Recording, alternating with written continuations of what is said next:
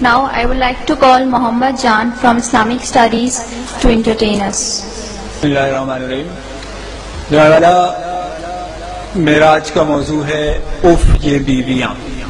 ایک مزاحیہ تقریر میں آپ لوگوں کے گوش گزار کرنا چاہتا ہوں. میں مانتا ہوں کہ تیری نظر میں کچھ بھی نہیں ہوں میں مانتا ہوں کہ تیری نظر میں کچھ بھی نہیں ہوں میں، پر میری قدر ان سے پوچھو جن کے میں نے پیسے دینے ہیں.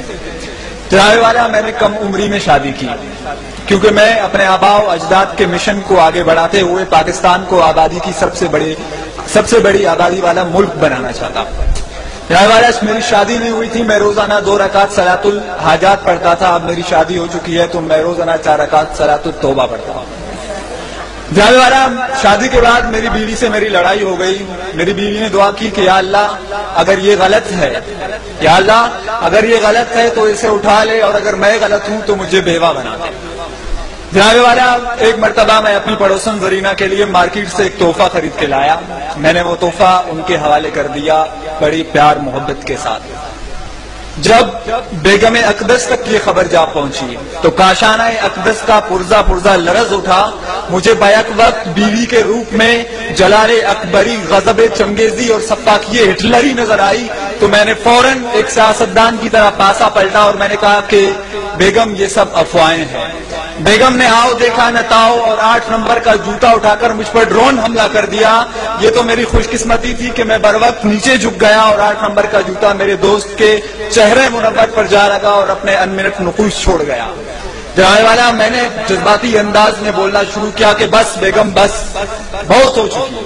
میرے صبر کا پیمانہ لبریز ہو چکا ہے. کہیں ایسا نہ ہو کہ میں مظلوم شوہروں کی ایک فوج تشکیل دے کر علم بغاوت بلند کروں اور ہمارا لشکر جرار تم جیسی نافرمان بیویوں کا قلعہ کما کرنے کے لیے میدان میں اتر آئے. ابھی میں آگے بھی بولنے والا تھا کہ مجھے مجبوراً راہ فرار اختیار کرنا پڑی کیونکہ بیگم امریکہ ایک اور ڈرون کرنے کے لیے 8 نمبر کا جوتا اٹھا چکی تھی. جانے والا، میں نے بھی بھاگتے ہوئے یہ تاریخی جملہ دہرایا کہ تم کتنے شوہر مارو گی، ہر گھر سے شوہر نکلے گا. جناب والا، بیویوں کی سوچ نہایت چھوٹی ہوتی ہے. سوچ کیا، ان کا دل بھی بہت چھوٹا ہوتا ہے، جبکہ شوہروں کا دل بہت بڑا ہوتا ہے. یہ میں بات ویسے نہیں کر رہا، میں اس کا ثبوت بھی پیش کر سکتا ہوں. جناب والا، بیوی کے دل میں صرف اپنے شوہر کے لیے جگہ ہوتی ہے، جبکہ شوہر کے دل میں محبوبہ کے لیے، دوست کی محبوبہ کے لیے، بیوی کی دوست کے لیے، سامنے والی کے لیے، ساتھ والی کے لیے، اوپر والی کے لیے، نیچے والے کے لیے، کام والی کے لیے، کپڑے والی کے لیے، دودھ والے کے لیے، آفس والے کے لیے اور تھوڑی بہت بیوی کے لیے جگہ ہوتی ہے. واقعی جناب والا، بیوی کا دل بہت چھوٹا ہوتا ہے اور شوہر کا دل بہت بڑا ہوتا ہے. جناب والا، وہ پیچھے بیٹھا ہوا میرا دوست مجھے اشارے کر کے کہہ رہا ہے کہ تقریر کرنا چھوڑ دیں. جناب والا، جب میں چھوٹا تھا تو ماں جی کہتی تھی کہ بیٹا مسجد سے چپل چرانا چھوڑ دو. بابو جی نے کہا کہ اسکول سے ٹلے مارنا چھوڑ دو. بیوی نے کہا کہ پڑوسنوں کو تاڑنا چھوڑ دو. آج وہ کہہ رہا ہے کہ تقریر کرنا چھوڑ دو. ایک دن آئے گا جب کوئی آ کے کہے گا کہ لمبی لمبی چھوڑنا چھوڑ دو. جناب والا، ایک مرتبہ میں اپنی بیوی کو شاپنگ کروانے کے لیے گیا. ایک نہایت خوبصورت دوشیزہ کو دیکھ کے بے اختیار میری نگاہیں اس کی طرف اڑ گئی.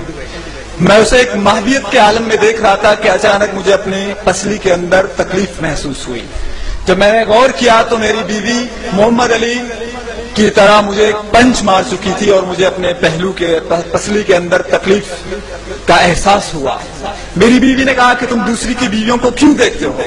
میں نے کہا جناب والا کہ جب یہاں کے سیاستدان یہاں پہ کرپشن کر کے دوسرے ملک بھاگ سکتے ہیں، جناب والا جب دادی عمر کو بلا سکتی ہے، جناب والا جب پشاور میں ایک دن پہلے چاند نظر آ سکتا ہے، جناب والا جب ایک صوبے کے اندر 2 نظام رائج ہو سکتے ہیں، کوئی دیکھے یا نہ دیکھے شبیر تو دیکھ سکتا ہے تو میں کیوں نہیں دیکھ سکتا ہے؟